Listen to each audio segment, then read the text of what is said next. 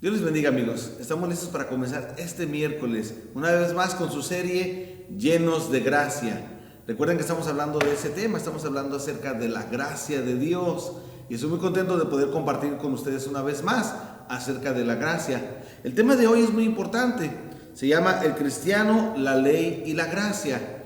Así que adentrémonos un poco más a esto. Pero quiero recordarles, amigos, que estaremos todavía predicando unos miércoles más, así por lo que se llama Facebook Live, por YouTube, y puede estar usted viendo estos sermones, estas predicaciones y esta enseñanza que va a traer a su corazón vida, que va a traer a su alma salud y que va a enseñarnos mucho acerca de cómo la gracia verdaderamente es, lo bíblico acerca de la gracia. Esa es la intención que tengo de poder compartir con ustedes este tipo de mensajes. Y como el tema de hoy, recuerden, la serie es Llenos de Gracia. Tema de hoy, el cristiano, la ley y la gracia. Quiero hablar un poquito acerca de esa palabra, la palabra ley. La palabra ley viene del latín lex, legis, que es una norma jurídica dictada por los legisladores, es decir, un precepto establecido por la autoridad competente en que se manda o prohíbe algo en constancia con la justicia, cuyo incumplimiento conlleva a una sanción. Según el jurista panameño César Quintero, la ley es una norma dictada por una autoridad pública que a todos ordena. Y dice aquí, prohíbe o permite y a la cual todos deben obediencia. Así se define la palabra ley en el diccionario. Pero la ley que voy a hablar hoy es la ley de Dios. Pero antes de hablarles de la ley de Dios, les voy a leer algunas leyes absurdas que existen en el mundo entero. Por ejemplo, en el estado de Alabama, aquí en Estados Unidos, está prohibido llevar un bigote falso que pueda causar risas en la iglesia. ¿Qué le parece? En Carolina del Sur están prohibidos los caballos en los hostales, salvo si llevaran estos pantalón. ¿Qué le parece? Hay unas leyes más. California dice que está prohibido disparar un fusil desde el coche, salvo a una ballena. En Kansas está prohibido lanzar cuchillos a una persona que lleve camiseta de rayas. ¿Qué le parece estos absurdos? Y por último, en Nevada está prohibido cabalgar en camello en una autopista. Bueno, quiere decir que la ley puede ser utilizada inclusive para cosas medio absurdas. Y si hablamos de las leyes del mundo, no solamente aquí en Estados Unidos, en el mundo dicen que en el estado de Iowa se le prohíbe a los hombres con bigote besar a una mujer en público. Y también dice otra ley en el estado británico que se prohíbe fallecer en el parlamento británico. Y si alguien lo hace, será condecorado con honores de la corona.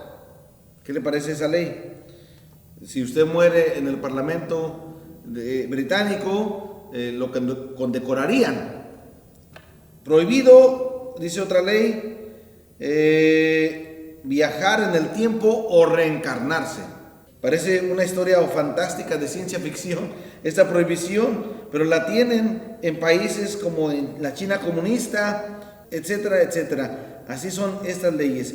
Pero de la ley que quiero hablar, amigos, es de la ley divina o la ley de Dios, que es un término teológico jurídico.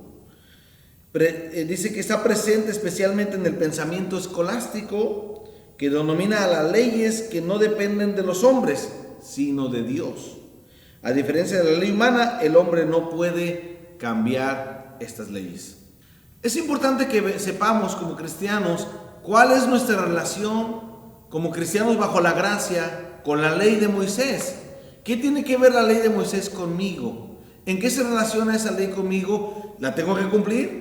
¿Tengo que obedecerla al pie de la letra como un judío ortodoxo lo haría? ¿Cuál es mi posición frente a la ley? Todo cristiano debe saber cuál es su posición frente a la ley mosaica, para luego entender cuál es su posición dentro de la gracia. No puede ser de otra manera. Entonces, recordando el tema, amigos, del día de hoy, el cristiano, la ley y la gracia, dentro de nuestra serie Llenos de Gracia, mi anhelo es poder transmitir a su corazón y a su intelecto, ¿por qué no?, el entendimiento correcto de lo que la ley debe hacer con nosotros y de lo que la gracia es para nosotros hoy en día. Y vamos a ver en primer lugar la naturaleza de la ley mosaica.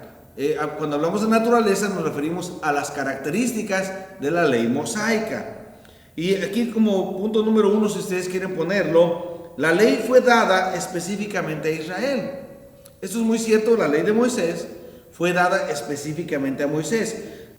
Dios dio la ley de Moisés como un pacto entre Dios y personas específicas, el pueblo de Israel. Era un pacto con un pueblo, con una nación, el pacto con la nación de Israel, para un tiempo específico, hasta que Jesucristo viniera, hasta que Él dijera en la cruz, consumado es. Con un propósito específico fue dada esta ley. Ese propósito fue construir y gobernar la nación en sus responsabilidades, en sus asuntos civiles, religiosos y morales, hasta que el Mesías Jesús viniera a redimir a la humanidad. Quiero que leamos por favor en Gálatas capítulo 3, versículos 19 al 25, cómo es el propósito de la ley. Gálatas 3, 19 al 25 dice: entonces, ¿para qué sirve la ley? Fue añadida a causa de las transgresiones, hasta que viniese la simiente a quien fue hecha la promesa, y fue ordenada por medio de ángeles en manos de un mediador. Y el mediador no lo es de uno solo, pero Dios es uno. Luego, ¿la ley es contraria a las promesas de Dios? En ninguna manera, dice Pablo. Porque si la ley dada pudiera vivificar, la justicia fuera verdaderamente por la ley. Mas la Escritura lo encerró todo bajo pecado, para que la promesa que es por la fe en Jesucristo fuese dada a los creyentes. Pero antes que viniese la fe, estábamos confinados bajo la ley, encerrados para aquella fe que iba a ser revelada. De manera que la ley ha sido nuestro ayo para llevarnos a Cristo, a fin de que fuésemos justificados por la fe. Pero venida la fe, ya no estamos bajo ayo. ¿Sabe qué significa esa palabra ayo en el griego? Aquí que está usando Pablo en Gálatas. El ayo era un esclavo maestro de los hijos judíos ricos. El ayo era una persona que venía y les enseñaba, les mostraba el camino por cierto judío, el camino de la ley de Moisés, el Pentateuco, se los mostraba, se los enseñaba a los niños en las casas judías. Entonces es muy importante esa palabra, pero es importante lo que dice aquí, el versículo dice: pero venida la fe, ya no estamos bajo ayo, ya no estamos bajo el maestro de la ley, ya no estamos bajo el que nos indica el Pentateuco. El Pentateuco sigue siendo importante. Las palabras de Éxodo 20 de los 10 mandamientos siguen siendo sobresalientes, pero hay su justo acomodo en cada una de esas enseñanzas, amigos. Entonces, miren, la ley, pues, en primer lugar, fue dada específicamente a Israel. Número 2, la ley fue una unidad indivisible. ¿Qué es esto? Aunque la ley contiene regulaciones civiles, morales y religiosas, siempre se ha considerado como una unidad indivisible. Siempre fue como así como la dio Dios, aunque tenía 3 aspectos, la ley era un todo. Fue dada como una unidad sellada como un pacto entre Dios y los hombres. Y número 3, la ley fue temporal. Los principios morales de Dios han existido desde antes de la ley y van a continuar después del periodo de la ley. La ley codifica esos principios para Israel por un tiempo específico hasta que el Mesías Jesús la cumpliera. Y usted puede leer en el Evangelio de Mateo, capítulos 17 y 18, ese cumplimiento de la ley. Es importante que veamos todos estos detalles, amigos, porque es importante que usted y yo conozcamos cómo la Biblia manifiesta la ley y cómo la pone en su punto en que debe estar y en la importancia que debe tener, no más allá de donde ya la tuvo y la tiene todavía. En Mateo 5, versículos 17 y 18, las Escrituras nos dicen lo siguiente, si usted puede leerlo con nosotros. Dice: no penséis que he venido a abrogar la ley, dice Cristo, o a los profetas. No he venido para abrogar, sino para cumplir. Porque de cierto os digo que hasta que pasen el cielo y la tierra, ni una jota ni una tilde pasará de la ley, hasta que todo esto se haya cumplido. Ahí está, Cristo está diciendo, Él no vino a abrogar la ley, Él vino a cumplirla, y fue exactamente lo que hizo. Ahora vamos a ver una segunda parte que es la relación de Jesús con la ley mosaica. ¿Cómo se relacionó Cristo con la ley mosaica? Porque miren, Jesús, por ejemplo, para empezar, nació judío. Jesús guardó la ley y no falló en hacerlo, amigos. En contraste con el hombre pecador e Israel, la nación desobediente, Jesús fue el hijo obediente y Jesús cumplió con la ley. El Padre se agradó de que Cristo cumpliera con esta ley y lo hizo de esa manera. Cristo vivió bajo el pacto mosaico, cumpliendo sus reglas y todo lo demás que venía en la ley. Otro detalle, y lo acabamos de leer aquí en Mateo 5:17, pero otro detalle, Jesús cumplió también la ley, amigos, porque Jesús la guardó perfectamente. Él fue capaz de cumplir sus demandas en representación de las personas, como diciendo, ese ayo, ese maestro, la ley, que también en otro aspecto lo hemos visto en la congregación, hermanos. La palabra ley, cuando hablamos de la ley de Moisés, nos referimos a la ley de Moisés como un espejo. Uno no se lava la cara con un espejo. El espejo solamente muestra lo que hay de imperfecciones, lo sucio del rostro. El espejo señala lo que está mal. Esa es la ley, señalar lo que está mal. Ese es el ayo, el maestro que indica en eso se está mal. Y ahorita vamos a ver lo que implica esto con respecto a la gracia, amigos. Pero ténganme paciencia, estamos hablando, acuérdense, del cristiano, la ley y la gracia. Entonces Cristo, amigos, no vino a destruir la ley. No es que el Antiguo Testamento no sirva. No es que el Antiguo Testamento ya pasó de moda y solamente vivimos bajo el nuevo pacto. Ahorita vamos a explicar unos detalles muy importantes. Miren, los principios morales de Dios, amigos, estuvieron en vigor en Israel durante toda su vida. Pero los principios morales de Dios, que estaban explícitos en la ley de Moisés, vienen desde mucho antes de la ley mosaica. Esos principios morales existían desde que Adán y Eva existían aún antes de ellos. Porque Dios siempre ha sido moral. Dios siempre ha sido perfecto en su moralidad. ¿A qué nos referimos con moralidad? A la bondad de Dios. Dios es bueno, siempre ha sido bueno. ¿A qué más nos referimos? Al amor de Dios. Su amor es inconmensurable. Su amor es inagotable. Su misericordia es una actitud moral de Dios. Sus misericordias, dice la Biblia, son nuevas cada mañana. ¿No le agrada a usted que Dios sea moralmente perfecto? Fidelidad. Dios permanece fiel. Él sabe lo que dice. Él se compromete con sus palabras que Él ha dicho y permanece bajo su propio juramento para siempre. No se desvía ni a derecha ni a izquierda en lo que Él ha dicho y en lo que Él ha prometido que cumplirá. Eso es importante, conocer de Dios, su naturaleza moral. Pero hay otro asunto aquí también importante. Jesús es el fin de la ley también, porque Él completa la intención del objetivo, especialmente para aquellos que creen en Él. Miren lo que dice la Biblia en Romanos 10:4. ¿Qué estamos diciendo aquí, amigos?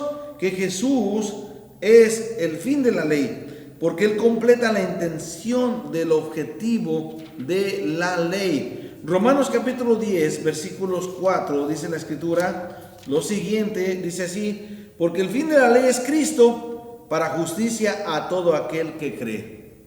El fin de la ley, el objetivo de la ley era hasta Cristo. El objetivo de la ley era alcanzar hasta que Cristo viniera. Efesios 2, 14 y 15 nos lo dice de esta manera. El versículo 14 dice, Efesios 2, 14, porque Él es nuestra paz, que de ambos pueblos hizo uno, derribando la pared intermedia de separación, aboliendo en su carne las enemistades, la ley de los mandamientos expresados en ordenanzas, para crear en sí mismo de los dos uno solo y nuevo hombre, haciendo la paz. Esto fue lo que Cristo vino a hacer. De dos pueblos hizo uno. Quiere decir que estamos bajo la ley nosotros, al hacer de dos pueblos uno, porque los judíos reclaman, los judíos judaizantes, los que practican todavía el judaísmo, en este tiempo la religión judía, amigos, ellos todavía practican la ley, todavía quieren hacer sacrificios, todavía quieren hacer muchas cosas. Y bueno, inclusive las añadiduras que le pusieron en las tradiciones de los fariseos y escribas, le han añadido cuanta más cosa que usted no se imagina en estos 2000 años que estamos después de Cristo sobre la tierra. Entonces, amigos, Jesús inauguró un nuevo pacto para hacer obsoleta la ley del antiguo pacto. Escuchen lo que dice Mateo, capítulo número 26, versículo 28. Lo dice de la siguiente manera: porque esto es mi sangre del nuevo pacto, que por muchos es derramada para remisión de los pecados. A través de la sangre de Cristo vino la redención por los pecados. Y Cristo vino a cumplir esto, amigos. Y Él inauguró pues un nuevo pacto. Ya no hay más sacerdotes, ni hay necesidad de sacrificios, porque Jesús se convirtió en nuestro último sacerdote y nuestro sacrificio eterno. Y lo dice esto en Hebreos 7:20. ¿Lo quieren leer conmigo, por favor? Hebreos capítulo 7, versículo 20 al 28, lo expresa de la siguiente manera.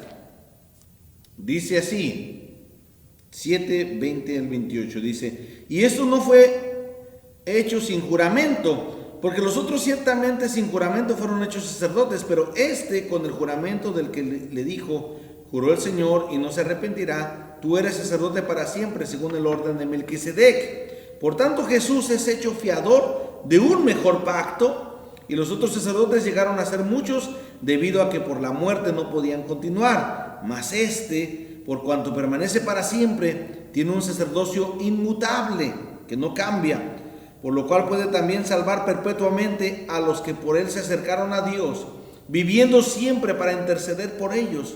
Porque tal sumo sacerdote nos convenía, santo, inocente, sin mancha, apartado de los pecadores y hecho más sublime que los cielos, que no tiene necesidad cada día, como aquellos sumos sacerdotes, de ofrecer primero sacrificios por sus propios pecados y luego por los del pueblo, porque esto lo hizo una vez para siempre, ofreciéndose a sí mismo. Porque la ley constituye sumos sacerdotes a débiles hombres, pero la palabra del juramento, posterior a la ley, al Hijo hecho perfecto para siempre. El Hijo hecho perfecto para siempre. Esa es la relación de Cristo y la ley. Cristo la cumplió, Cristo dejó obsoleto el viejo pacto y instauró un nuevo pacto, una nueva ley, la ley de Cristo, que lo vamos a ver un ratito más de cierta manera. Pero miren, amigos, entonces, amigos, vamos a ver ahora en un tercer apartado aquí la relación del cristiano con la ley mosaica. Ya vemos la relación de Cristo, pero ahora, ¿cuál es nuestra relación con la ley? ¿Qué tenemos que cumplir de la ley? ¿Qué no tenemos que cumplir? ¿Tenemos que obedecer Deuteronomio o Levítico? ¿O tenemos que continuar solamente con las epístolas paulinas y los 4 evangelios? ¿En qué tenemos que basarnos? El cristiano no está bajo la ley, sino bajo la gracia, amigos. Eso es muy importante saber. Ya no estamos bajo la ley de Moisés, estamos bajo la gracia. Esto está claramente ratificado por muchos versículos. Y usted puede leer en su casa Romanos 6:14, Romanos 7:4 al 6, Romanos 10:4, ya lo leímos hace un rato. Y voy a leer aquí con ustedes yo Gálatas 2:19, solamente para estar en sintonía, que dice: porque yo por la ley soy muerto para la ley, a fin de vivir para Dios, dice Pablo. Porque yo por la ley soy muerto para la ley, a fin de vivir para Dios. Ahora miren, ¿qué es lo que estamos queriendo decir? Hace rato hablábamos de la ley moral de Dios. Hablábamos de que Dios es un ser moral perfecto, que Dios no equivoca su justicia, Dios no equivoca su bondad, su misericordia, su fidelidad, su amor, su protección por nosotros, no la equivoca y la hace perfectamente. Inclusive Él hace salir sol sobre malos y buenos. Él tiene ese poder y esa misericordia de alcanzar inclusive a los pecadores en medio de su bondad. Pero, ¿qué hay con esa ley moral? ¿Qué hay de la ley moral otorgada a Israel en los 10 mandamientos del capítulo 20 de Éxodo o capítulo 5 de Deuteronomio? ¿Qué hay con esa ley?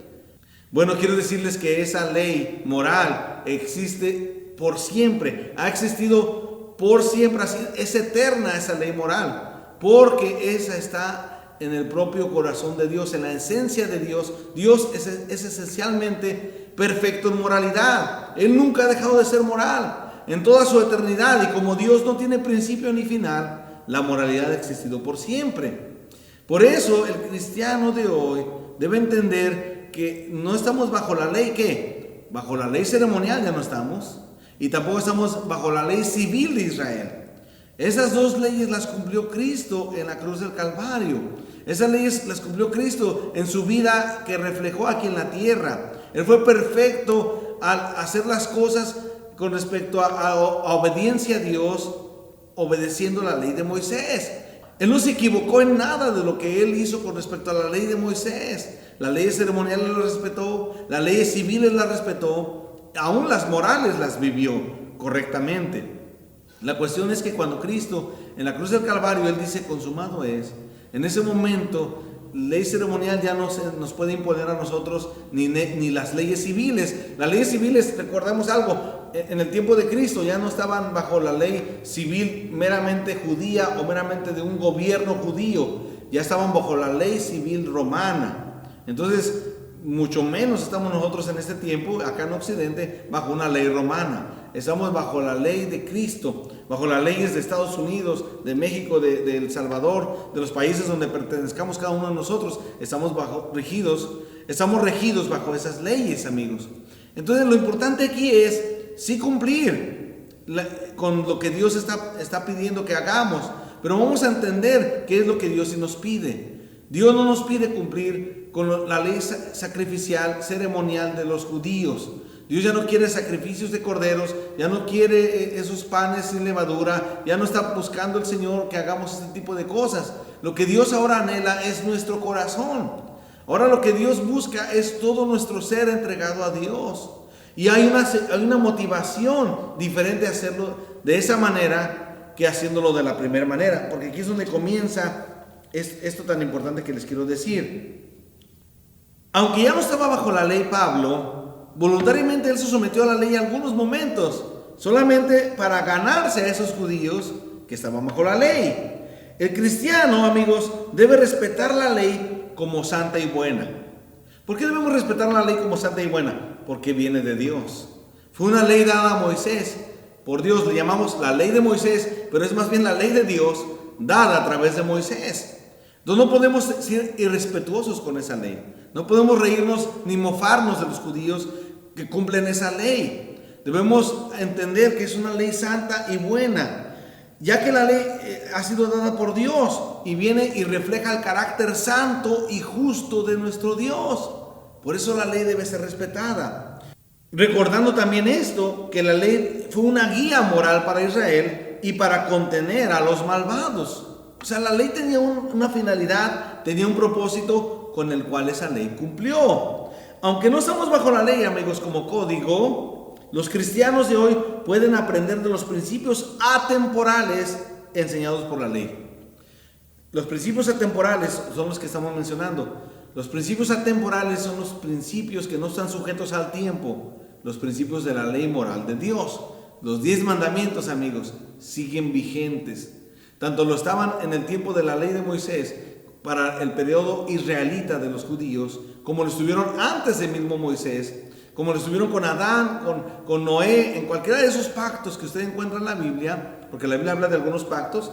Dios hizo un pacto con Adán primero, hizo un segundo pacto con Adán cuando Adán pecó, luego Dios hizo un pacto con Noé, muy importante pacto, el pacto noénico le podemos llamar. Después de Noé, Dios hizo un pacto muy importante con Abraham, un patriarca. Y ahí fue un pacto más específico donde Abraham, el patriarca, el padre de la fe, se sometió a este pacto con Dios y fue iniciado la raza hebrea, que vinieron después a ser los judíos, conocidos más como los judíos, o el pueblo de Israel, descendientes de Abraham. Y dentro de esa esfera, dentro de esa nación de Israel, vino otro pacto más, otros 2 pactos más, el pacto mosaico, el pacto con Moisés, y por último el pacto davídico, o el pacto con el rey David, y donde Dios le promete que en su descendencia no faltaría rey, y eso se cumple en Cristo, porque Cristo es descendiente directo de David, y Cristo es el Rey de Reyes y Señor de Señores, y reinará un día por los siglos de los siglos. Por cierto, ya reina en mi corazón. ¿Reina Cristo en tu corazón? ¿Es el Rey de tu vida? Bueno, estamos aprendiendo el día de hoy. Amigos, entonces debemos entender, respetemos la ley. Otro detalle aquí, el cristiano puede aplicar los principios de la ley. El cristiano puede aplicar esos principios atemporales. La ley demandaba, por ejemplo, que los israelitas dieran cierto porcentaje de su cosecha y su ganado al Señor, en Levítico 27. Bueno, podemos nosotros también entender que podemos darle un porcentaje a Dios de nuestra ganancia, entendiendo que es un principio bíblico que viene no desde la ley de Moisés, viene desde Génesis, cuando no estaban bajo la ley. Génesis 4, donde Abel ofrece un sacrificio a Dios, un sacrificio que le agradó a Dios, y Caín ofreció uno desagradable. Y luego también vienen en Génesis 14 otros principios acerca de esa entrega, donde Abraham le da diezmos a Dios, le da los diezmos de un botín que había él ganado en una batalla, y así sucesivamente, amigos, podemos hablar de cómo dar. Entonces el principio atemporal del dar podemos seguirlo teniendo nosotros. El cristiano puede hacerse partícipe de esto, bendecir su congregación en este caso, bendecir su iglesia y permitir que el evangelio se siga esparciendo, se siga predicando en todas las partes del mundo a causa de su donativo, a causa de su contribución económica al reino de los cielos, al reino de Cristo aquí en la tierra, y puedan ser enviados misioneros a muchos más lugares. ¿Se comprende lo que estamos explicando? Creo que sí. El principio de dar se repite en el Nuevo Testamento también, en segunda carta de los Corintios 9, 7 al 15, etcétera. Así podemos verlo. Otro detalle con la ley, amigos. El cristiano y la ley. El cristiano bajo la ley de Cristo. Miren, Jesús le dio a los cristianos un nuevo mandamiento. En Juan 13, 34 dice Jesucristo: un nuevo mandamiento os doy, que os améis los unos a los otros. Que os améis. Y cumplir así, dice el Señor, la ley de Cristo. Cuando los cristianos se aman unos a otros, cumplen con los lineamientos también de la ley mosaica, en un sentido. ¿A qué nos referimos? El apóstol Pablo dejó en claro que la ley de Cristo en Gálatas 6:2 es el principio del amor entrañable de unos con otros. En eso conocerán que sois mis discípulos, dice Cristo también en los evangelios, en que se aman los unos a los otros. Aquí es donde la gracia comienza a aparecer, amigos. Aquí es donde la gracia empieza a hacer sus efectos. En el amor es uno de los principios donde más se va a reflejar la gracia de Dios. Qué triste es llegar a una congregación cristiana y que no haya amor. Y que no se reciba a la gente en la entrada de la iglesia con amor. Y que no se amen entre unos a otros, que estén en pleitos, en disensiones, que estén divididos. Qué terrible es. Aquí es donde la gracia tiene su poder, amigos, y lo vamos a ver un momentito más. Y escuchen esto muy importante: los que son guiados por el Espíritu no están bajo las condiciones de la ley mosaica. Miren, Romanos 8, 2 al 4 dice de la siguiente manera: porque la ley del Espíritu de vida en Cristo Jesús me ha librado de la ley del pecado y de la muerte. Y dice: porque lo que era posible para la ley, por cuanto era débil por la carne, Dios, enviando a su Hijo en semejanza de carne de pecado, y a causa del pecado, condenó al pecado en la carne. En la época de la iglesia, amigos, en la época de la gracia, en este tiempo, la gracia no evade la ley, sino que la reemplaza y la excede. Va más allá de lo que la ley fue. Gálatas 5:18 lo dice de la siguiente manera: pero si sois guiados por el Espíritu, no estáis bajo la ley. Si eres guiado por el Espíritu, ya no estás bajo la ley. Y aquí viene un punto muy importante. Quizás pueda ser este el clímax de la plática que estamos teniendo aquí, amigos. El cristiano tiene una mayor motivación bajo la gracia que el judío la tenía bajo la ley. La motivación nuestra es mucho más grande que la motivación judía. ¿Qué tiene que ver esto? Simplemente dicho, bajo la ley las personas eran bendecidas por obediencia. Bajo la gracia las personas obedecen porque son bendecidas. Bajo la ley era obedecer primero, cumplir con la ley, recibir la bendición. Bajo la gracia, amigos, primero recibes la bendición. Primero eres perdonado, transformado, cambiado. Primero eres atraído con cuerdas de amor. Primero te enamora el Señor, te abraza y te limpia. Y luego por agradecimiento tú obedeces. Por amor vienes a la iglesia. Por amor diezmas y ofrendas. Por gozo, por alegría haces lo que tienes que hacer. Vas y sirves al Señor, no porque la iglesia me dio o no me dio, no por si me atendieron o no me atendieron durante esta pandemia, y oraron por mí o no oraron por mí. No, amigos, lo hacemos porque estamos agradecidos. Hay un Dios al que le debemos nuestro perdón y nuestra salvación. Hay un Dios maravilloso al cual le debemos nuestro servicio, nuestra entrega, nuestro corazón. Aquí es donde cambia todo. Sí, fíjese cómo la gracia cambia las motivaciones. Por eso es bueno ya no estar bajo la ley, porque la ley demandaba cosas a hacer y después venían las bendiciones. Y si no se cumplía ciertas cosas, no venían las bendiciones. Hoy bajo la gracia, Cristo nos dio primero la bendición. ¿No le parece eso a veces medio incongruente? Como que no va con este mundo que está siempre cobrándonos cosas. En un mundo donde el mercado existe y donde nada es gratis, la gracia es difícil de comprender, es difícil de aceptar. Pero si tú la comprendes el día de hoy, amigo, entenderás lo hermoso de la gracia. Mira, amigo, la motivación de la gracia es intrínseca. No es una motivación extrínseca, no es una motivación de lo que viene de afuera hacia adentro, es una motivación de lo de adentro hacia afuera. Es una motivación donde Dios cambia mi manera de ser y de pensar.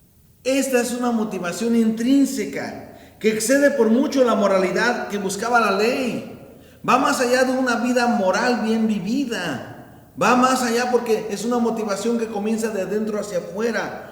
Porque, mire, denota el amor de Dios que dio a su Hijo para salvarnos cuando nosotros no lo merecíamos. Por lo tanto, mire, nosotros le amamos a Él, como dice 1 de Juan 4:19, porque Él nos amó primero. Ese versículo es importante para la gracia. Primera carta de Juan, capítulo 4, versículo 19. Nosotros le amamos a Él porque Él nos amó primero. No puede haber más gracia en Él que esto. La gente si quiere justificar, porque te amo tanto, Señor, por eso voy al cielo.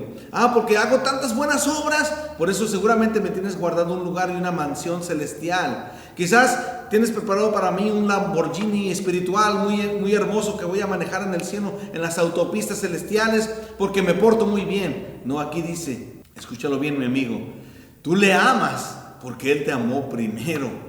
Tú ahora en agradecimiento le sirves porque Él te sirvió primero. Tú en agradecimiento das tu vida, das inclusive ciertas finanzas tuyas por agradecimiento, por amor, porque no puede frenarse tu corazón por haber recibido esa gracia.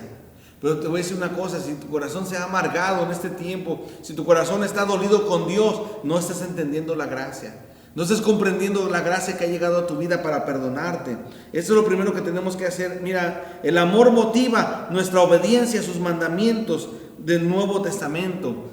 ¿Cuál es la motivación que tenemos para amar a Dios, para servirle, para seguirle? Esa motivación viene, amigos, desde adentro por el gran amor que Él nos dio a nosotros. El Evangelio de Juan, capítulo 14, versículo 21, quiero leerles este versículo que dice de la siguiente manera: el que tiene mis mandamientos y los guarda, ese es el que me ama. Y el que me ama será amado por mi Padre, y yo le amaré y me manifestaré a Él. Me manifestaré a Él. Hay una tabla que les voy a presentar en un momentito, hermanos, y quiero que la vean por ahí. Esa tabla va a aparecer en su pantalla. Y es una tabla que hace la diferencia entre lo que es la ley, la gracia, y da algunas escrituras, versículos bíblicos ahí. Mucha Biblia. No sé si usted cuando aparezca en pantalla ahí quiera tomarle una foto, tómele foto, porque es muy importante los versículos que van a mostrarse ahí, y no los puedo leer todos, serían demasiados. Pero lo que quiero explicar con esto es que hay demasiada Biblia para hablar de la gracia, amigos. Mire, ahí en ese cuadro va a aparecer en este instante, ahí con ustedes. Si se fija, el cuadro está manejando ley, gracia, escrituras. Entonces la ley dice las reglas de Dios para la nación de Israel. Gracia, la regla de Dios para la iglesia. Ley, vino a través de Moisés. La gracia vino a través de Cristo Jesús. La ley escrita en piedras. La gracia escrita en el corazón de las personas, de los hombres. La ley expone al pecado. La gracia expía el pecado, es decir, perdona el pecado. La ley maldice al que no la cumple. La gracia bendice aunque no se haya cumplido. La ley trae muerte y condenación. La gracia trae vida y justicia. La ley no puede justificar delante de Dios. La gracia justifica delante de Dios. Y luego hay más. La ley demanda santidad. La gracia da santidad. Lo que la ley dice, lo que el hombre puede hacer por Dios. Y la gracia, lo que Dios hace por el hombre. La ley no puede lograr una madurez espiritual. La ley trae madurez espiritual. La ley lleva a la fe. La gracia vive por fe. La ley da lo que se merece. La gracia da lo que no se merece. Por eso es inmerecida la gracia. La ley esclaviza al pecado. La gracia libera del pecado. La ley juzga de acuerdo a las obras de uno. La gracia juzga de acuerdo a la obra de Cristo. La ley dice haz lo bueno para ser bendecido. La gracia dice haz lo bueno porque has sido bendecido. Haz lo bueno porque has sido bendecido. Aquí voy a concluir con mi clase del día de hoy, amigos. Espero hayas entendido la diferencia entre la ley y la gracia. No desprecies la ley y no desperdicies la gracia. Son importantes las dos. Llegaron en su justo momento, en aquel tiempo para Israel, en este tiempo para nosotros. Pero si no hubiera existido la gracia, amigos, si Cristo no viene a morir por nosotros, no hubiera habido cabida de salvación para los gentiles, para los que no somos judíos. Hoy hay salvación para ti y para mí, porque Cristo el Señor nos perdonó, porque Él derramó su sangre en la cruz del Calvario, nos dio vida eterna y nos ha justificado. Los mandamientos de Dios de esta forma, amigos, comunican sus principios morales.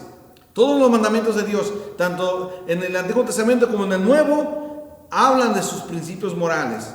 En realidad, el objetivo cristiano, tanto de la ley como de la gracia, es ser como Cristo, es ser como Dios, es la santificación. Sabe que el objetivo cristiano no es la felicidad, no es que yo tenga mucho para comer o para vestir o para manejar vehículos muy bonitos en esta vida.